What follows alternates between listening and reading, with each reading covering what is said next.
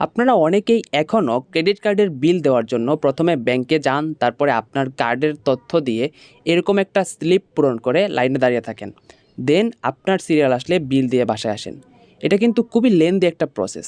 তবে আপনি চাইলে ঘরে বসে বিকাশের মাধ্যমে আপনার কার্ডের বিল দিতে পারবেন সহজেই। কিভাবে দিবেন তার সম্পূর্ণ নিয়ম এই ভিডিওতে দেখানো হবে এবং বিস্তারিত আলোচনা করা হবে। আই হোপ ভিডিওটা আপনার অনেক কাজে আসবে। So let's begin. প্রথমে আপনি বিকাশ অ্যাপটি ওপেন করবেন এবং আপনার কার্ডের যে পরিমাণ বিলটা আপনি দিবেন সেই পরিমাণ টাকা আপনি বিকাশে রেখে দিবেন এবং এখানে যে পে বিল নামে অপশনটি রয়েছে এই অপশনে একটি ক্লিক করবেন। ক্লিক করার পরে নিচে বেশ কিছু অপশন পাবেন। এখান থেকে ক্রেডিট কার্ড নামের যে অপশনটি আছে এই অপশনে একটি ক্লিক করবেন।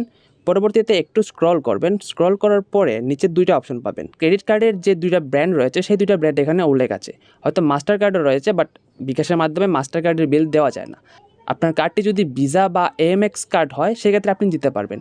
আমার কার্ডটি যেহেতু ভিসা ব্র্যান্ডের, দ্যাটস ওয়াই আমি ভিসা ব্র্যান্ড থেকে দিতে পারবো।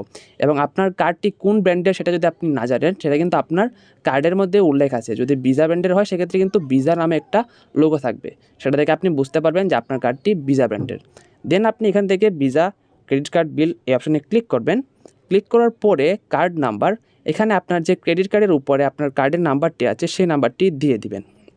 কার্ড নাম্বারটি দেওয়ার পর পরবর্তী নামের যে অপশনটি আছে এই অপশনে একটি ক্লিক করবেন। ক্লিক করার পরে এখানে কিন্তু অ্যামাউন্ট চাইবে, অর্থাৎ আপনি যে কার্ডের বিল দিবেন, কত টাকা বিল দিবেন সেই অ্যামাউন্টটা এখানে বসাতে হবে। তবে এখানে একটা কথা মাথায় রাখতে হবে, আপনি যদি বিকাশের মাধ্যমে ক্রেডিট কার্ডের বিল দিতে চান সেই ক্ষেত্রে আপনার আলাদা কিছু চার্জ অ্যাড করতে হবে। বিকাশ থেকে ক্রেডিট কার্ডের বিল দেওয়ার জন্য প্রতি 1000-এ 12 টাকা 50 পয়সা পর্যন্ত চার্জ দেওয়া প্রয়োজন হয়। তো আমি এখানে দিয়ে দিচ্ছি 500 টাকা। 500 টাকা দেওয়ার পরে নিচে দেখতে পাচ্ছেন পরবর্তী নামে একটা অপশন আছে, যে অপশনে আমি ক্লিক করলাম। ক্লিক করার পরে এখানে আপনার বিকাশ অ্যাকাউন্টের পিনটা দিয়ে দিবেন।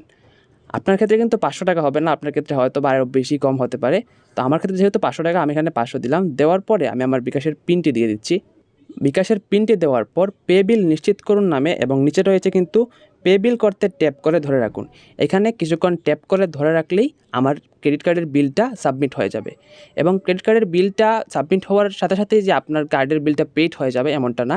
বিকাশ থেকে ক্রেডিট কার্ডের বিলটা সেন্ড করার পরে প্রায় 2 থেকে 3 দিন প্রয়োজন হয় প্রসেসিংয়ের জন্য, এবং 2 থেকে 3 দিন পর আপনার কার্ডের বিলটা কিন্তু পেইড হয়ে যাবে এবং আপনাকে মেসেজের মাধ্যমে নিশ্চিত করা হবে। এভাবেই আপনি বিকাশের মাধ্যমে ক্রেডিট কার্ডের বিল দিতে পারবেন। আশা করছি ভিডিওটা আপনার অনেক কাজে আসবে। যদি কাজে আসে সেক্ষেত্রে একটা লাইক করবেন এবং যদি ভিডিও সম্পর্কিত কোনো বিষয় জানার থাকে সেক্ষেত্রে অবশ্যই কমেন্ট করবেন।